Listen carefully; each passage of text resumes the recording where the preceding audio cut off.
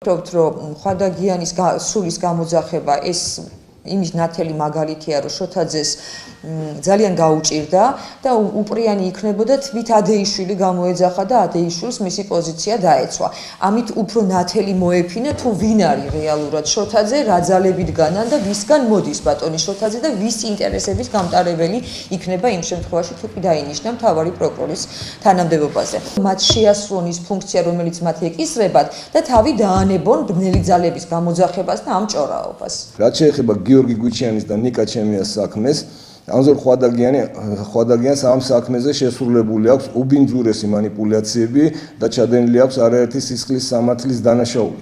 რაზეც ჩვენ არაერთი გვერდი გვაქვს დათმობილი საკასაციო საჩივარში, ხოლო დასკვნით სიტყვაში, რომელიც 2014 წლის 10 თებერვალს სააპელაციო სასამართლოს წინაშე უნდა წარმოადგინოთ, ჩვენ მთელი თავი გვაქვს დათმობილი იმ манипуляციების და სისხლის სამართლის დანაშაულების აღწერაზე, რაც მას მოცემულ საქმეზე აქვს ჩადენილი.